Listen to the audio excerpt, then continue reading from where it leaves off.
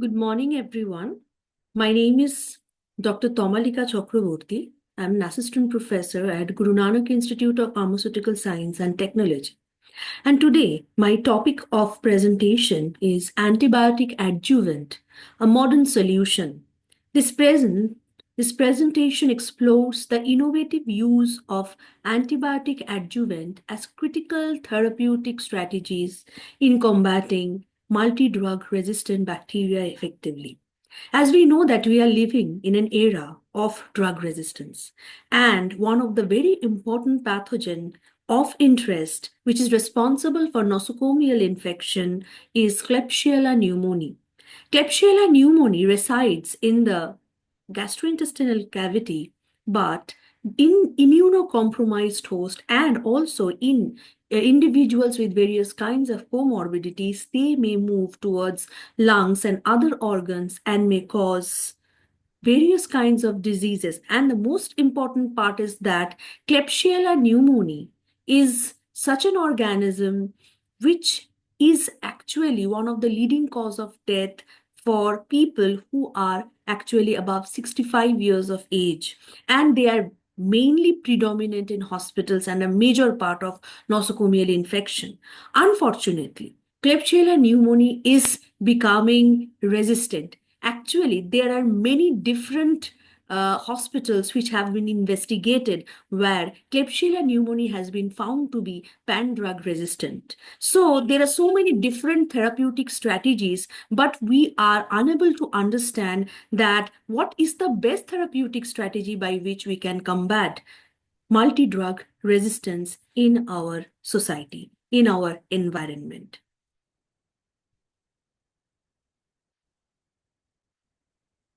So, moving on to the next important point, that is exploring the scope of antibiotic intervention against multi-drug resistant bacteria. So, examining the critical role of antibiotic adjuvant in targeting and mitigating MDR bacteria. Next is there is an urgent need of innovation. Like, for example, if we innovate different kinds of antibiotic, again, there will be resistance. So how these adjuvants can be prepared, how this antibiotic can be combined with a phytoconstituent, how this antibiotic can be combined to bacterial peptides. So there are so many different options. But what is whether these options are applicable or not, or can change the era of antibiotic resistance towards mankind, towards survival of the mankind. So highlighting the pressing demand for new therapeutic strategies to combat antibiotic resistance and identifying the obstacles facing adjuvant therapy in clinical settings and their implications, and exploring the potential advancement and development in antibiotic adjuvant therapies. So these are certain important points which are need to be understood. Next, we are moving to the antibiotic adjuvant enhancing antibiotic efficacy. What does this particular points mean?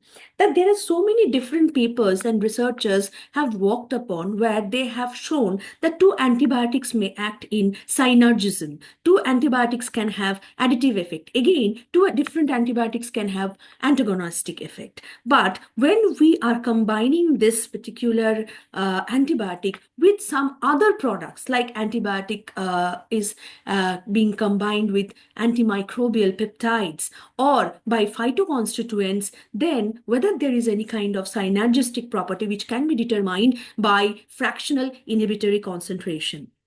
So antibiotic adjuvant are substances that improve the effectiveness of antibiotic without having antimicrobial properties themselves. That means they are not having their own antimicrobial properties. You don't expect that a peptide may be bactericidal, but it can enhance the efficacy of antibiotic by its nature, by changing the nature of the antibiotic, the structure of the antibiotic. So the primary purpose is to restore or enhance the effectiveness of existing antibiotics against resistant bacterial strains. So understanding multi-drug resistant bacteria. that why we are so much concerned with how we can combat.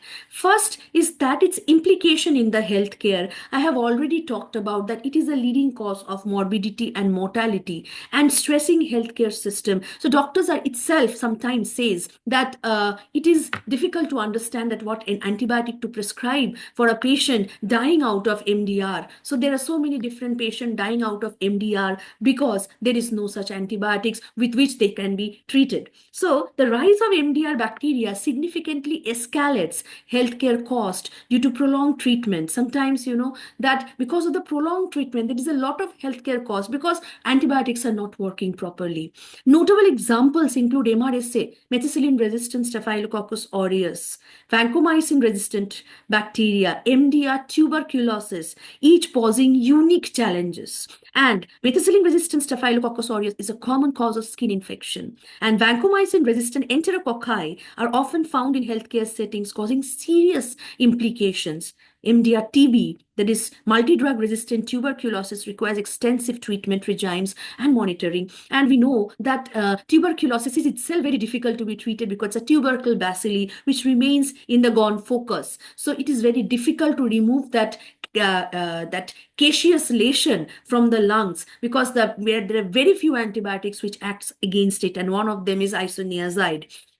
And there are 9 months of treatment for TB, and if it becomes MDR, it becomes much more complex to be treated, leading to mortality. So the mechanism of antibiotic resistance is very interesting, and everyone should know because it is not only just a study of a researcher, but it is also an awareness. I want each and everyone, that is even those who are not from the scientific background, they should know that what is the mechanism of antibiotic resistance and why it is being caused. First thing is that we are overusing antibiotics. We are prescribing without prescription. We are taking antibiotics. We are taking antibiotics in a sub-lethal dose. We take 2 to 3 antibiotics and stop when we see that the symptom has been subsided, but that should not be done. Moreover, antibiotics are being used in livestock, in various cattle, a lot of animal husbandry, and from there it is getting mixed into the environment, causing pollution. So it is not just heavy metals which is causing pollution, it is not just various kinds of plastics which is causing pollution, it is also antibiotics, and that has resulted in a global threat, a global change, where we have seen that something has become much more stronger than human beings, and that is none but MDR bacteria. So there are various mechanisms of antibiotic resistance like genetic mutation, changes in bacterial DNA that results in resistance to antibiotics. So mutations are going on. Why? Because they also need to survive the stress. We are giving the stress and they know that how to survive the stress. Horizontal gene transfer, where gene is being transferred from one organism to another organism by conjugation, transformation, transduction. So those different mechanisms, transposons, integrons, antibiotic-resistant cassettes are basically being transferred by transposons and integrons. Efflux pumps, they have a lot of transporters which non-specifically through antibiotics, rendering them antibiotic resistance. And all this basically is aggravated by the formation of biofilm by this bacteria. And so removal of this bacteria absolutely becomes impossible from the patient by different applications of antibiotics, resulting in mortality in most of the patients who are hospitalized by various kinds of bacterial infection, which is caused by MDR. So understanding the role of antibiotic adjuvants. So adjuvants block efflux pumps and biofilm formation, reducing antibiotic resistance. So these are certain studies which has been obtained from various papers. Synergistic effect. Adjuvant can enhance the effectiveness of antibiotic through combinatorial therapy. I said that we can go with experimentation of fractional inhibitory concentration, where we get to see that if we combine antibiotics with other compounds like antimicrobial peptides, bacterial proteins, or any kind of small molecules or phytoconstituent, it may result in enhancement of the antibiotic sensitivity of the bacteria, lowering the minimum inhibitory concentration and minimum bactericidal concentration, and restoring the sensitivity. Adjuvant can make previously resistant bacteria susceptible, right, to antibiotics. So it may enhance the sensitivity by development of antibiotic resistant modifying properties. So exploring antibiotic adjuvants, so we can say that beta-lactamase inhibitors like clavulanate, that is clavulanic acid, and sulbactam protect antibiotics from degradation. So that's why we know that we have, moxclav or penclav. So penclav means penicillin and clavulanic acid. So clavulanic acid is basically a beta-lactamase inhibitor, and thus nowadays most of the microorganisms do not get resistant to beta-lactam group of antibiotics, and they are actually effective against various kinds of infections. Then membrane disruptors. This substance compromise bacterial cell membrane, enhancing antibiotic action. Then quorum sensing inhibitor. This is a very, very important technique which brings bacteria together to form the biofilm. So if you start quenching this quorum sensing proteins and all the different pathways, then we can stop biofilm formation, which makes the therapy towards MDR bacteria or drug-resistant bacteria much more easier, and providing essential nutrient to enhance the efficacy of antibiotic against various kinds of bacteria. So even nutritional supplements like probiotics can also enhance the efficacy of certain kind of antibiotics. So there are many ways. So successful use of adjuvants in therapy are, the case studies have been given, and in case studies it has been found out the clavulanate enhanced amoxicillin effectiveness towards antibiotic resistant Escherichia coli, which is one of a major uropathogen. Case 2, polymyxin combined with other antibiotics effectively treats Pseudomonas aeruginosa infection. So Pseudomonas aeruginosa is being proved to be MDR because it is having efflux pump transporter. Case 3, quorum sensing inhibitors show promise in managing MRSA infection because Staphylococcus aureus is being able to form biofilm. So if you stop the quorum sensing protein and their quorum sensing process, then the biofilm will not be able to be formed. So biofilm inhibition will occur, which will enhance the antibiotic efficacy. So these cases demonstrate that clinical potential of adjuvants in improving treatment outcomes. But barriers to the use of antibiotic adjuvants, there is a question. Like there are so many researches going on in different aspects, but why there is no specific new products which are actually effective in treatment of antibiotics? Like, for example, there is a bacteriophage therapy. Bacteriophage is very, very, potential in killing bacteria because they're very, very specific. And they kill one kind of bacteria, and at a stretch, because they're virus, they multiply very fast. And that's why they can kill and move on to another bacteria if they're a lytic phages. So pan-drug resistant bacteria can be treated by this kind of therapy, but still we are lagging behind. Why? The importance is that regulatory hurdles. Approval process for new adjuvant therapies are often complicated and extensive and delaying progress. Limited research. There is a significant lack of clinical trials that prove both the efficacy and safety of antibiotic adjuvants. How many people are researching and doing clinical trials, producing the product?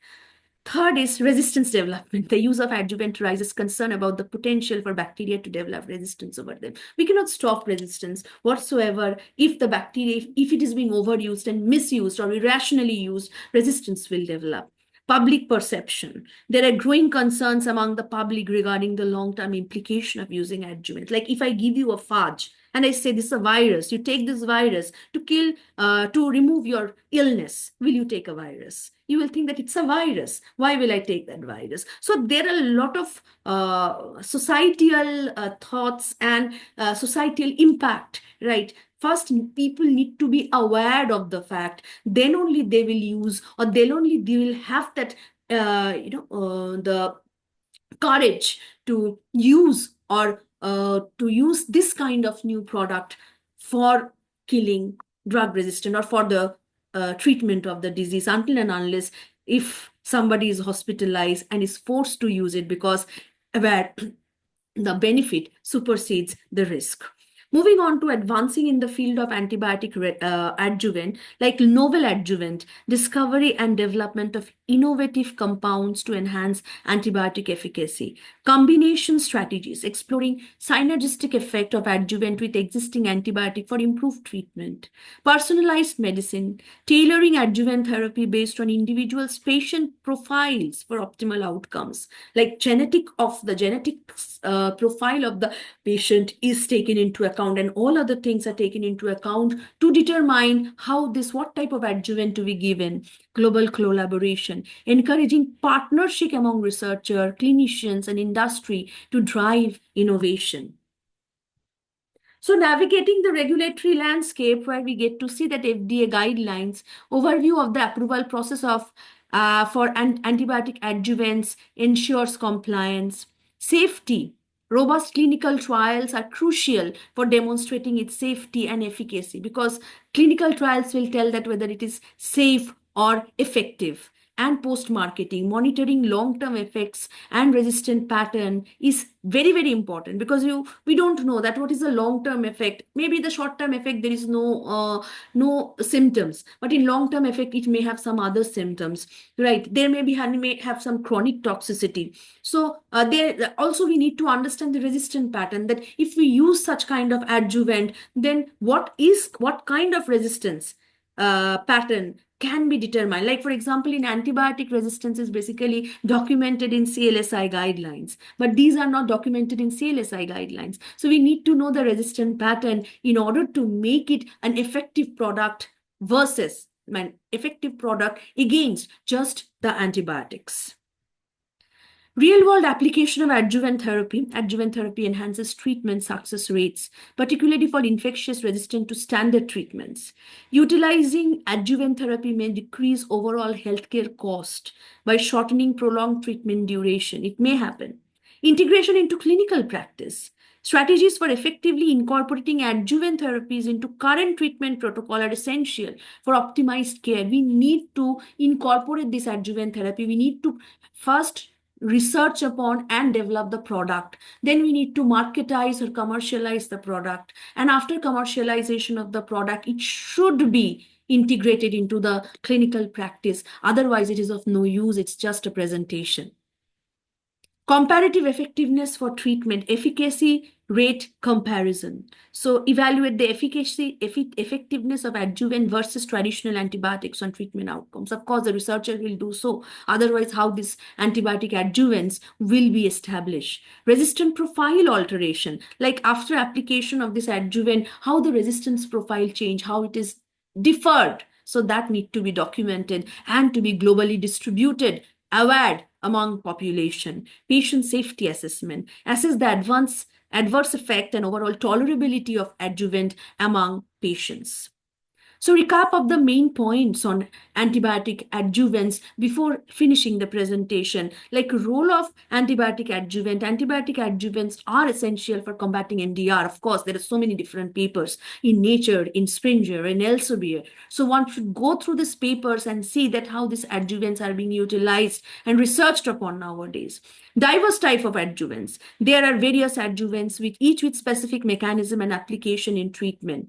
Importance of collaboration. Who will collaborate? Because we are actually treating some bacteria which is of risk group 3. We cannot say it's risk group 4, but it will say risk group 3. Why? Because these are pathogens which is very difficult to be handled, because antibiotics are not being able to kill this bacteria. So we should have that confinement, biosafety levels, like the biosafety risk group 3 pathogen in biosafety level 3 labs. So we should have good collaboration such that we get that biosafety level 3 labs where we can do the research and can establish upon this antibiotic adjuvant therapy. Then clinical implementation and benefits. Implementing these adjuvants clinically can enhance patients' outcome and alleviate economic burdens. So it will also alleviate like economic burden, right? So these are few points which is actually the overall of this particular presentation.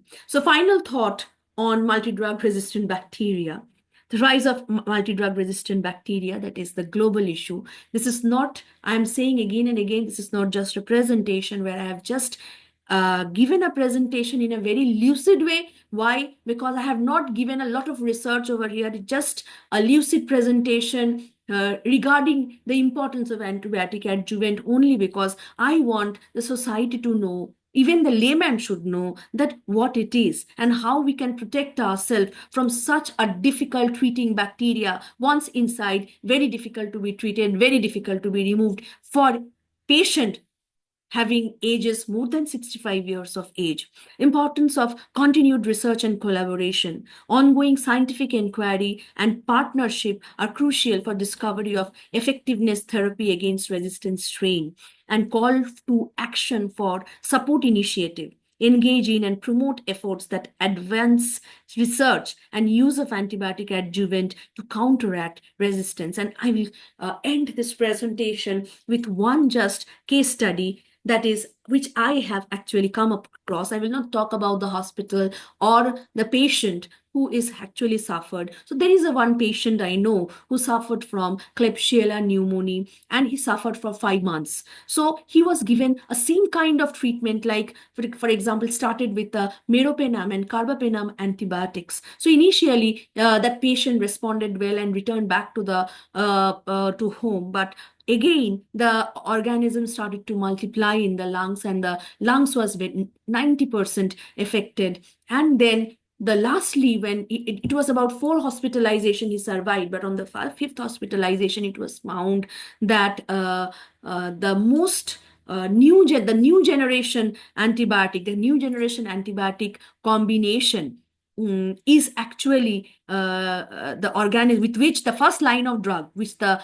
doctor will select is actually the organism is resistant to that. So he could not select that first line of defense. So first line of antibiotics. So he was being treated with the second generation antibiotic like tigecycline and polymyxin. And of course, they are not that much effective nowadays in this present day situation. And after some period of time, it was found out that even those antibiotics are not working well. And all antibiotics was tested one upon the other. And it was found out that particular bacteria is pan-drug resistant. And there is no antibiotic at all to be treated with. And we don't have also the bacteriophage therapy in India. So that's why it could not be treated. And doctors say that there will be an empirical therapy they will be doing after that, because there is no treatment. So after that, that patient died out of multi-organ failure and dissemination of the pathogen to different parts of the body. So that is the reality of pan-drug Klebsiella pneumoniae. So it is a high time for all of us to understand the mechanism, to stop using irrational use of antibiotic, to aware our neighbors, to aware everyone. It's not that those who are researching, those who are science students, biological science students, they will be aware. Everybody should be aware about it.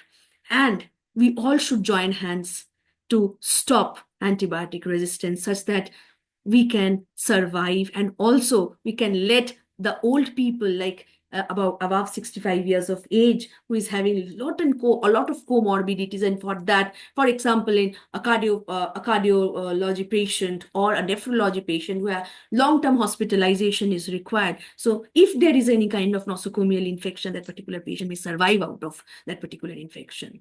So with this, these are my references from where I have made the slide. Thank you so much for listening to me, and thank you to the organizer of this particular conference.